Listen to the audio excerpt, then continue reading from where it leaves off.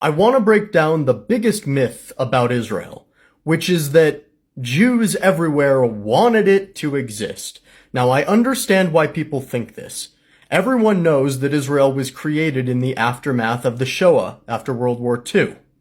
And therefore they assume that the Jewish population around the world, battered and broken by those events, must have all seen the creation of the State of Israel as this sort of godsend moment, and that everyone was on board with it.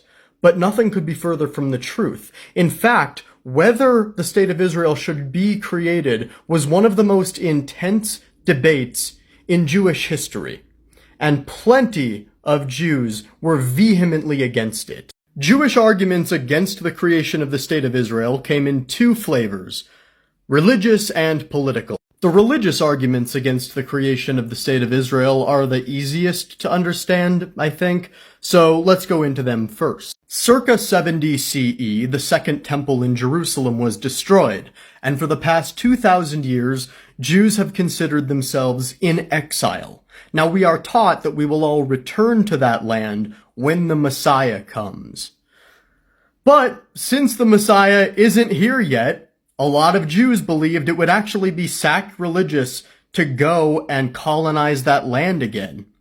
Until the dead rise up from their graves and the descendant of King David comes to take us back there, who are we to tell God it's time to go back right now instead of when God wants us to go back? By the way, there are some extremely religious Jews who live in Israel and do not consider the Israeli government legitimate because it was not established by a descendant of King David, and there is no Messiah or Mashiach.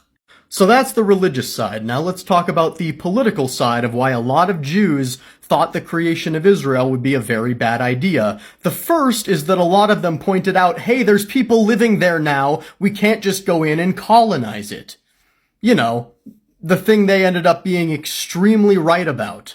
But the other thing, the other political argument, was that Jews had found themselves scattered all across the world, and they were deeply involved in various cultures around the world. They were European, they were Russian, they were etc., etc. And so a lot of Jews said, well, wherever we find ourselves, we have to make that our homeland. Not in the sense of, you know, gaining political influence and establishing a Jewish government, but in the more egalitarian sense of we need to set up a society where all people of all ethnicities and races and genders and whatever other identity can feel safe and protected. Because Jews were often not protected. Jews were often the subject of attacks and pogroms and libels. And so they understood firsthand what it meant not to feel welcomed in the country you find yourself in. And so a lot of them had a political project referred to as daikot, which translates from Yiddish to mean here-ness. That is the sense that wherever you find yourself, you should try to establish an egalitarian society where Jews and everyone else are free to live. And one of the things that makes me so mad is how hard Israel has worked to stamp out every line of Jewish thinking that does not support its apartheid, its colonization, and refuses to acknowledge the sheer breadth of Jewish opinion that existed before it came in and sucked all the air out of the room. What makes me even more furious is the way that Israel still leverages the history of the Shoah, of what happened to Jews during World War II, to emphasize and justify its continued oppression of another people. Now, I've made videos in the past about how it is anti-Semitic for non-Jews to compare Israeli Jews to Nazis, and that is true. But I have personal experience with how that history is used to try and indoctrinate Jews outside of Israel into supporting the Zionist cause. In my K-12 Jewish day school, they would often call assemblies in the gym, and we would all file in there.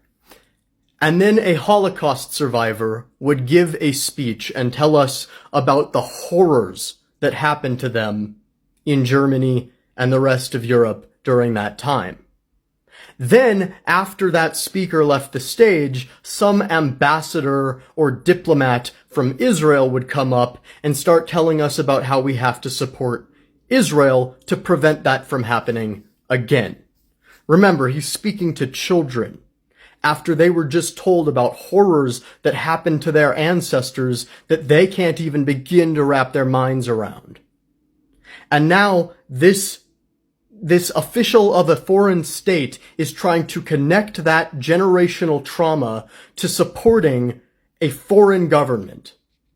And to anyone who's been through similar things and sees this and hasn't deprogrammed themselves, you need to internalize how absolutely fucked up that is to do to kids. Israel also has the Birthright program, which gives free trips to Israel to any Jew who lives abroad. And by the way, that program was primarily funded by American right-wing billionaire Sheldon Adelstein, who died a few years ago, and who was also heavily involved in Israeli Prime Minister Benjamin Netanyahu's ongoing corruption scandals. I went on one of those trips, despite supporting Palestine, first of all, because I needed to see firsthand how that propaganda works. And let me tell you, putting a bunch of Jewish 18 to 25-year-olds together in a setting that really encourages hookups and plying them with alcohol is a great way to indoctrinate people into just loving whatever country you've given them a free trip to. Partway through our trip, we were joined by a group of Israeli soldiers who remained with us for the last week of the trip. These soldiers were so clearly instructed to just be friendly with us and to answer all of our questions in a way that framed Israel positively. But it was pretty clear they didn't really like us. They were just there to play the role of gracious hosts, ambassadors enlisted by the State of Israel, to make us fall even more in love with it. And when you realize how much money, time, and effort is put into continuously trying to brainwash other people around the world into accepting the political realities of your unjustified apartheid, well, it's very clear that that effort has to be put in for a reason. It's very clear that if that effort was not put in, people would start to see through the charade. Which brings me to my final point, and by the way, if you've stuck with me this far, consider giving me a follow or a like. Israel weaponizes the concept of anti-Semitism regardless of how it hurts other Jews.